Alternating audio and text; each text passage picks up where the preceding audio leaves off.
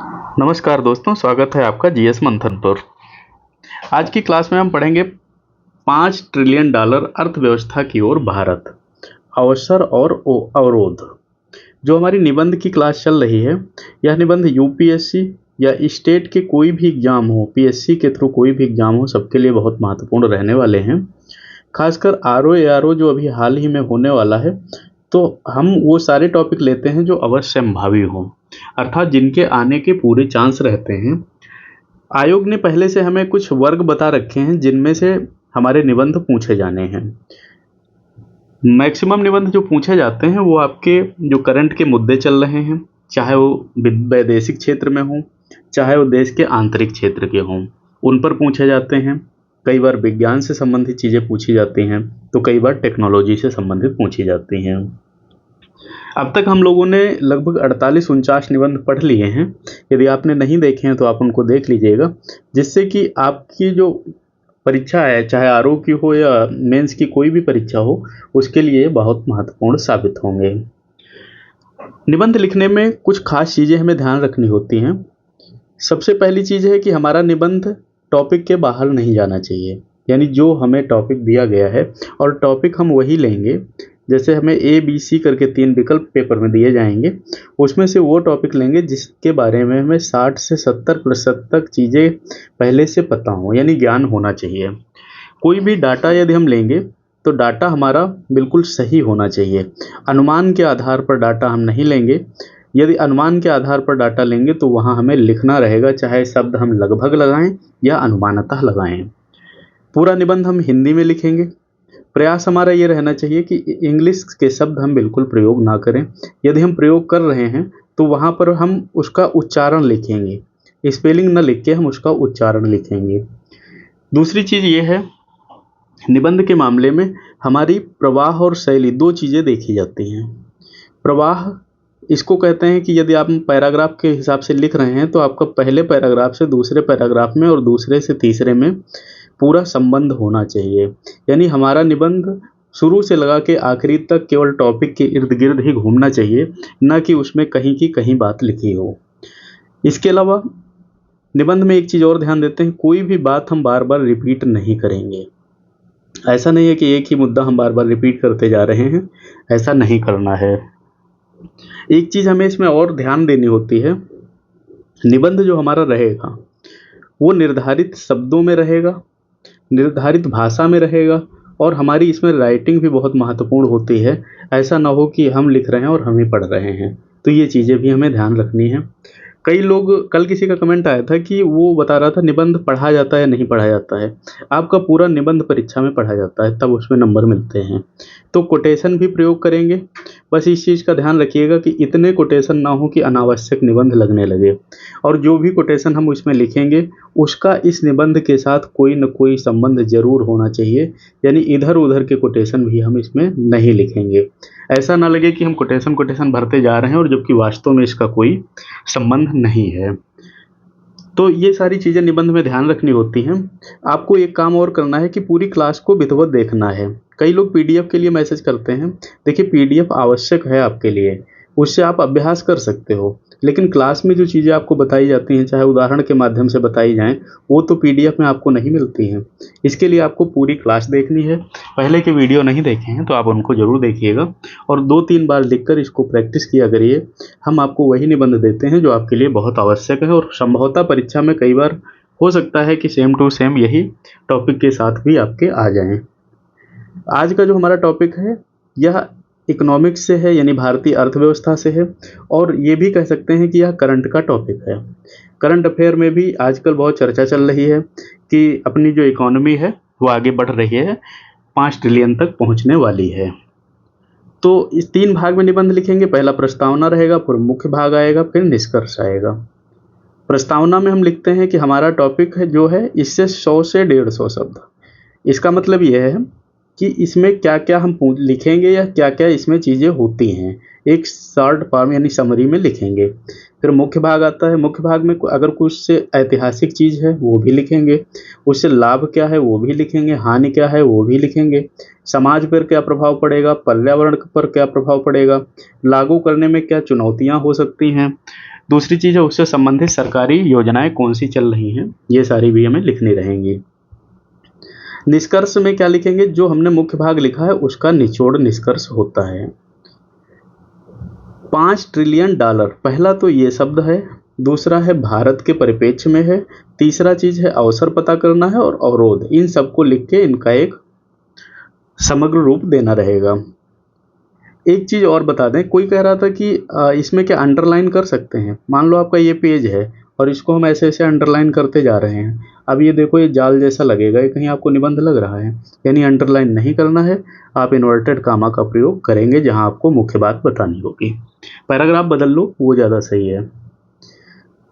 आर्थिक प्रगति का वास्तविक मूल्यांकन इस बात से होता है कि वह नागरिकों के जीवन में कितनी सहजता और गरिमा लाती है। यह कथन भारत की आर्थिक यात्रा को समझने में बेहद उपयोगी है। भारत ने पिछले कुछ दशकों में निरंतर प्रगति की है। आज विश्व की 5वीं सबसे बड़ी अर्थव्यवस्था के रूप में भारत खड़ा है। आने वाले समय में 5 ट्रिलियन डॉलर की अर्थव्यवस्था बनने का लक्ष्य केवल एक आंकड़ा नहीं है, बल्कि यह भारत की सामूहिक आकांक्षा, आत्मविश्वास और भविष्य की दिशा को दर्शाता है। यह लक्ष्य भारत को न केवल आर्थिक रूप से सशक्त बल्कि सामाजिक न्याय समावेशन के प्रतीक को भी स्थापित करेगा। तो यह हमारी प्रस्तावना हो गई। इसमें हमने क्या बताया कि अभी हम कहाँ पर खड़े हैं। अभी भारत है 5वीं बड़ी अर्थव्यवस्था, ये 5 नंबर पर है, और हम आने वाले समय में क्या चाहते हैं, 5 ट्रिलियन डॉलर की अर्थव्यवस्था। ठीक है। अब इससे हमें ये पता करना है कि इससे लाभ क्या होगा। लाभ क्या है, यदि हमें ये लक्ष्य मिल जाता है तो हम आर्थिक शक्ति के रूप में विश्व में सबसे आगे होंगे। अब हम आते हैं मुख्य भाग पर। मुख्य भाग में ऐतिहासिक शुरू करते हैं कि इसका इतिहास कहाँ से शुरू होता है। भारत की आर्थिक यात्रा 1991 के उदारीकरण से एक नए चरण में प्रवेश करती है।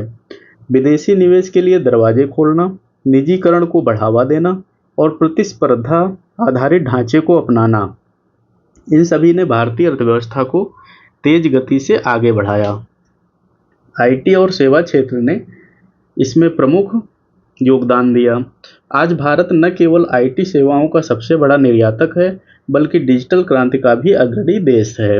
इसी आधार पर सरकार ने 2024-25 तक भारत को 5 ट्रिलियन अर्थव्यवस्था बनाने का लक्ष्य रखा। इस लक्ष्य तक पहुंचना सरल नहीं है, लेकिन भारत की स्थिति, संसाधन और जनसंख्या इसे संभव बनाती है। तो यह लक्ष्य 24-25 तक था, अभी 25 चल रहा है। यदि इसको आप आगे लिखेंगे तो थोड़ा 1-2 साल बढ़ा के लिखेंगे। ऐसे ही अपने जीएस की मेंस की आंसर सीरीज चल रही है, उसको भी आप देख सकते हैं। भारत के पास इस दिशा में अपार अवसर हैं। सबसे पहले यहाँ विशाल और युवा जनसंख्या है।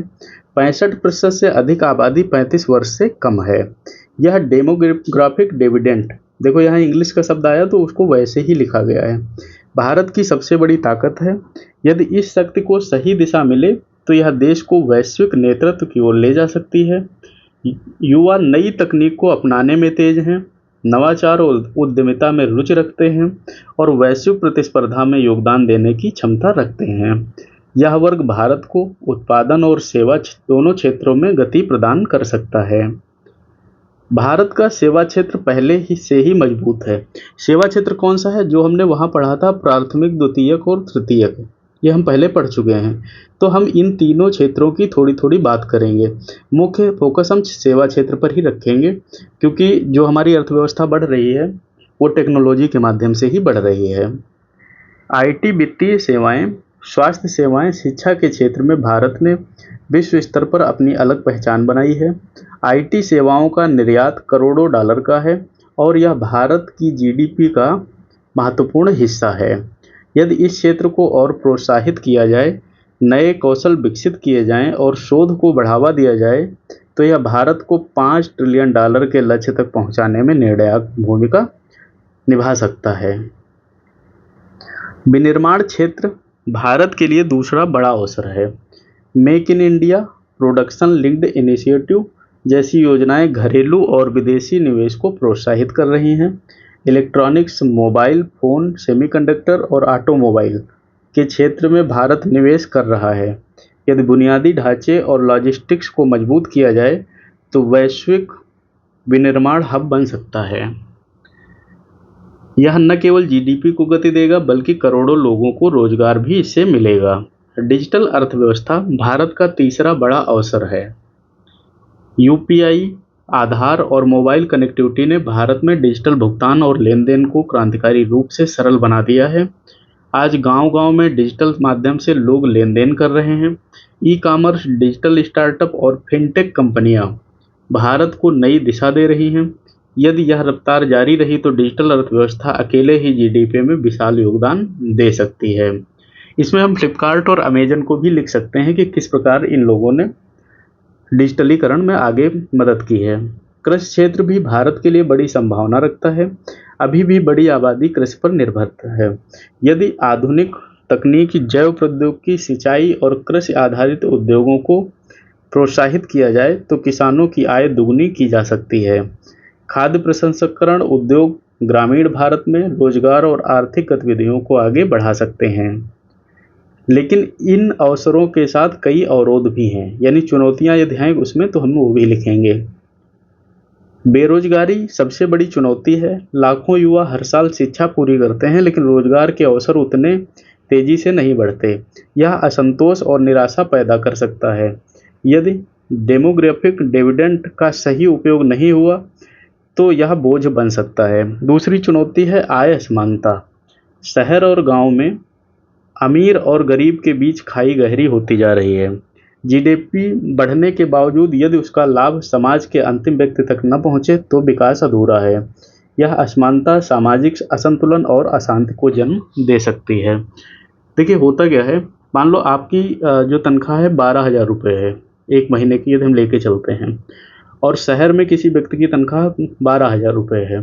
तो गांव में तो आप 12,000 में अच्छे से रह सकते हो लेकिन शहर में नहीं रह सकते हो। तो यहीं पर एक असमानता आ गई। रुपया, भारत के दोनों लोग हो तो रुपये की कीमत दोनों की बराबर है, तो एक असमानता ये भी है। दूसरी चीज़ हम ये भी कह सकते हैं कि टैक्स जैसे आप देते हो तो कुछ व्यक्ति टैक्स देते हैं और एक बड़ी संख्या टैक्स नहीं देती है, तो एक ये भी असमानता का कारण हो सकता है। महंगाई हमेशा बढ़ती है, आपकी कमाई बढ़े या ना बढ़े। भाई जैसे मान लो आप पढ़ाई करते हो, आप 4,000 रुपये अपना महीना काटना चाह रहे हो, तो जो चीज़ें महंगी बाहर 40,000 पाने वाले के लिए हैं वो चीज़ें आपके लिए भी महंगी हैं। तो ये असमानता आपको पूरी करनी है और ये बहुत बड़ी चुनौती है इसमें। तीसरी बड़ी समस्या है बुनियादी ढांचे की कमी। सड़कों, रेल, बिजली, जल और परिवहन में अभी भी सुधार की आवश्यकता है। निवेशकों को आकर्षित करने के लिए आधुनिक और सस्ता इंफ्रास्ट्रक्चर जरूरी है। बिना इसके विनिर्माण और सेवा क्षेत्र अपेक्षित गति नहीं पकड़ पाएंगे। इसके लिए सरकार ऐसे कदम उठा सकती है जैसे कुछ टैक्स कम करे। जो लोग बाहर के बड़े बिजनेसमैन हैं वो आपके यहाँ इंडस्ट्री वगैरह लगाएंगे, वैसे ये लोग लगाने से कतराते हैं और इससे विकास नहीं हो पाता है। चौथी चुनौती क्या है? पर्यावरण संकट। प्रदूषण, जलवायु परिवर्तन और संसाधनों की कमी भारत की अर्थव्यवस्था के लिए बड़ा खतरा है। यदि केवल उत्पादन और खपत पर ध्यान दिया गया और पर्यावरण को नज़रअंदाज किया गया तो यह विकास विनाशकारी साबित हो सकता है। सतत विकास की दिशा में नवीकरणीय ऊर्जा, हरित हाइड्रोजन और स्वच्छ प्रौद्योगिकी को प्राथमिकता देनी होगी।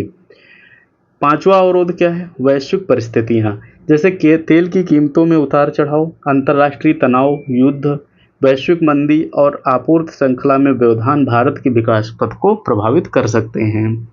इसके लिए भारत को आत्मनिर्भरता और व्यापार में विविधता लानी होगी। इन चुनौतियों का समाधान संभव है यदि अवसरों को सही उपयोग किया जाए। कौशल विकास को प्राथमिकता देकर बेरोजगारी कम की जा सकती है। शिक्षा को व्यावहारिक और रोजगार उन्मुख बनाना होगा। स्टार्टअप और एमएसएमई को वित्तीय व तकनीकी सहायता देकर बड़े पैमाने पर रोजगार के अवसर पैदा किए जा सकते हैं। यदि असमानता को कम करने के लिए सामाजिक सुरक्षा योजनाएं, ग्रामीण विकास और क्षेत्रीय संतुलन जरूरी है। बुनियादी ढांचे में बड़े पैमाने पर निवेश करना होगा। सड़कों, रेल, हवाई अड्डों और बंदरगाहों को आधुनिक बनाना होगा। बिजली और जल आपूर्ति को सुचारू करना होगा। डिजिटल इंफ्रास्ट्रक्चर को गांव-गांव तक पहुंचाना होगा। इससे निवेशकों का विश्वास बढ़ेगा और उत्पादन में तेजी आएगी। पर्यावरणीय संकट से निपटने के लिए भारत को हरित प्रौद्योगिकी में निवेश करना होगा। नवीकरणीय ऊर्जा और सौर ऊर्जा और पवन ऊर्जा को प्राथमिकता देकर जीवाश्म ईंधनों पर निर्भरता घटानी होगी। स्वच्छ भारत और हरित भारत जैसे अभियानों को केवल नारे नहीं बल्कि वास्तविकता बनाना होगा। अंतर्राष्ट्रीय स्तर पर भारत की स्थिति मजबूत हो रही है। G20 की अध्यक्षता और वैश्विक दक्षिण की आवाज़ बनने से भारत को नई पहचान मिली है। यह निवेश आकर्षित करने और वैश्विक व्यापार में अपनी भूमिका बढ़ाने का अवसर है। भारत को बहुपक्षीय मंचों पर सक्रिय रहकर अपने हितों की रक्षा करनी होगी और नए सहयोग के रास्ते खोलने होंगे। जब तक लक्ष्य असंभव न लगे तब तक वह सच्चा लक्ष्य नहीं है। यह कथन भारत की $5 ट्रिलियन अर्थव्यवस्था की यात्रा पर पूरी तरह लागू होता है। यह लक्ष्य कठिन है लेकिन असंभव नहीं। भारत के पास संसाधन, मानव पूंजी और इच्छा शक्ति है। यदि अवसरों का सही उपयोग और अवरोधों का समाधान दूरदर्शिता, सामूहिक प्रयास से किया जाए तो यह लक्ष्य प्राप्त किया जा सकता है। यह लक्ष्य केवल आर्थिक उपलब्धि नहीं होगा बल्कि सामाजिक न्याय, वैश्विक प्रतिष्ठा और नागरिक जीवन में सुधार का प्रतीक बनेगा। यह उस भारत का निर्माण करेगा जहां हर नागरिक को समान अवसर मिलें, बेहतर शिक्षा और स्वास्थ्य सेवाएं उपलब्ध हों, रोजगार और गरिमा सुनिश्चित हो। यही वह सपना है जो भारत को 21वीं सदी में विश्व गुरु बनने की ओर ले जाएगा। आर्थिक आत्मनिर्भरता ही सच्ची स्वतंत्रता का आधार है। भारत जब $5 ट्रिलियन अर्थव्यवस्था बनेगा तो यह केवल विदेशी निवेश या उत्पादन की बात नहीं होगी बल्कि यह उस आत्मनिर्भर भारत की अभिव्यक्ति होगी जो अपने बलबूते पर विश्व पटल पर खड़ा होगा। इस यात्रा में सरकार, निजी क्षेत्र और नागरिक समाज तीनों की साझेदारी जिम्मेदारी है। पारदर्शी नीतियां, भ्रष्टाचार पर नियंत्रण, न्याय व्यवस्था में गति और स्वास्थ्य व शिक्षा में निवेश इस दिशा में निर्णायक होंगे। महिला सशक्तिकरण, ग्रामीण विकास और तकनीकी नवाचार भी इस सपने को साकार करने में महत्वपूर्ण भूमिका निभाएंगे। अब हम लिखेंगे इसमें निष्कर्ष। अंततः भारत की $5 ट्रिलियन अर्थव्यवस्था की ओर यात्रा केवल संख्याओं का खेल नहीं है। यह उस समावेशी और सशक्त समाज की नींव है जहां हर नागरिक गरिमा के साथ जी सके। अवसर अपार हैं, अवरोध गंभीर हैं, लेकिन दृढ़ निश्चय, दूरदर्शिता और सामूहिक प्रयास से यह सपना अवश्य पूरा होगा। यही वह पथ है जो भारत को वास्तविक अर्थों में विश्व शक्ति बनाएगा और 21वीं सदी का नेतृत्व सौंपेगा। तो यह निबंध लगभग हमारा 2200 शब्द का है। इसमें से हमें 600 से 1000 शब्द का लिखना रहेगा। हमने हमेशा बताया है कि जो हमारा निष्कर्ष रहेगा वह सकारात्मक होना चाहिए। यदि हम निबंध में किसी की आलोचना भी करेंगे तो सकारात्मक करेंगे। हम अपनी कोई भड़ास इसमें नहीं निकालेंगे, न सरकार के लिए न पुरानी सरकार के लिए। आप इस निबंध को 2-3 बार लिख के अभ्यास जरूर कीजिएगा जिससे कि आसानी से आप इसको कर सकते हैं। बहुत इंपॉर्टेंट निबंध है क्योंकि इकोनॉमिक क्षेत्र का है। चैनल पर नए हैं तो सब्सक्राइब करिएगा। कोई टॉपिक आपको नहीं समझ में आ रहा तो आप कमेंट करिए, उसको हम विधिवत आपको समझाएंगे और लोगों को भेजिएगा जिससे कि आप सबको लाभ मिले। मिलते हैं अगली क्लास में। धन्यवाद।